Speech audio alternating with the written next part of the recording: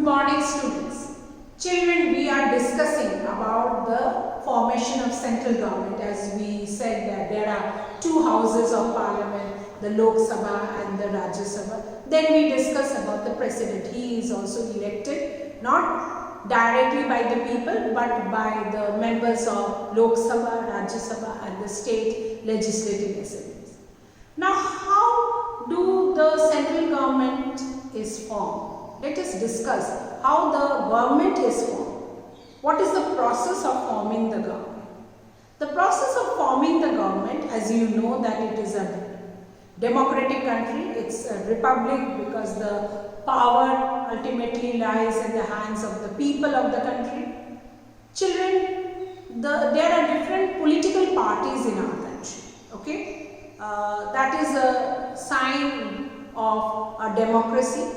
Because if there is only one candidate, that is not a sign of democracy. Democracy is when many people will stand for the election and the one who gets the majority of vote will be elected.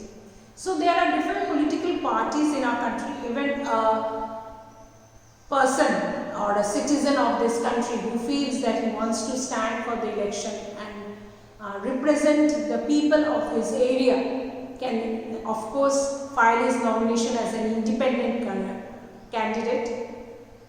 There is a nomination paper where you have to sign and there is an election commission in our country, an organization which conduct different elections throughout the country because each state has an election and they elect their state representative every 5 years.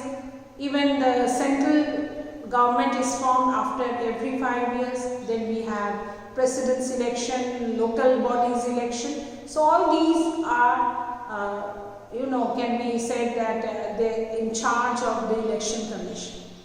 That is an organization which looks after the election process in our country. So there are different political parties.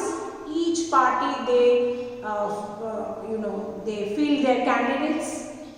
As I told you, even the independent candidate also can stand for the election. On the day of election, the adult citizens of that area, as we know that each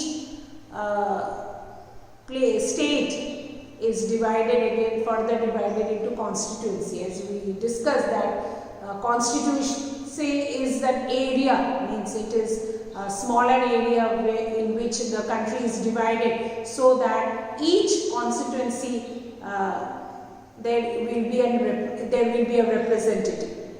So we elect our representative, we cast our vote.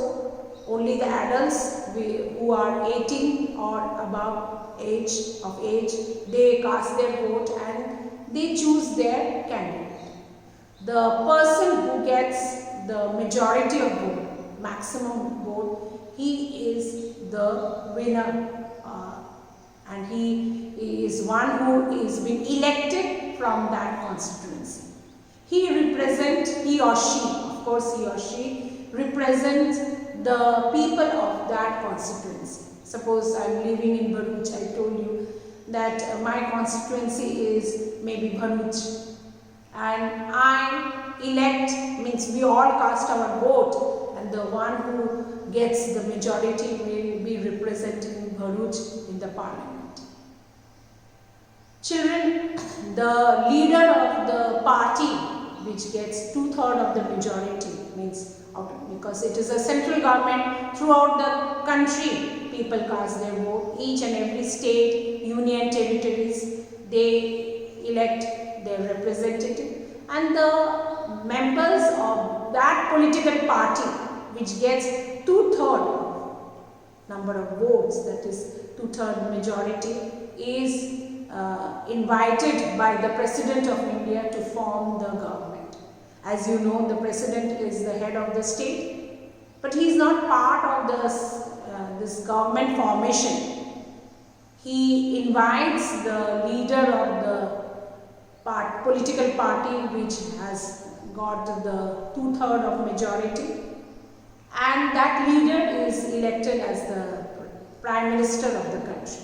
So each political party, they choose their leader, and if they are voted to the central government, that party elects their leader as the Prime Minister of the country.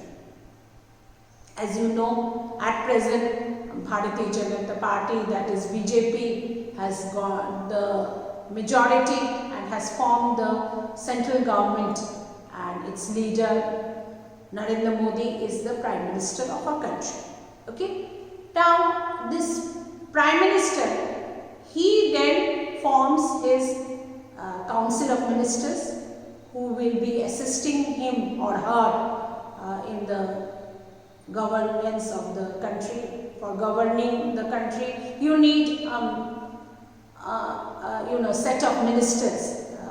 There should be a council of ministers, and these ministers are actually the cabinet rank, the state rank, and also deputy ministers. There are different categories of ministers chosen by the leader, their prime minister, and they hold different portfolios. Like we have finance minister, we have railway minister, we have industry minister, we have education minister, similarly agricultural minister. So many departments are there, and each cabinet minister is again held by either state of their department. They called the state rank and or deputy ministers.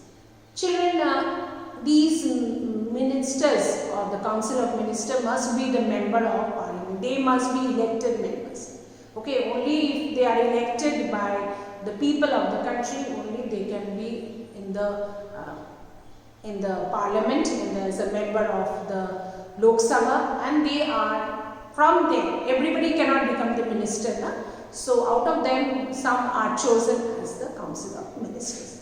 Okay, so this is how the formation of government takes place. There are many political parties in our country. The multi-party system is very important in a democracy. Then only there will be a choice, means we can choose from various political parties. Different parties field their candidates, each, there may be 4 people, 7 people, 10 people who stand for the election. People vote for their candidates.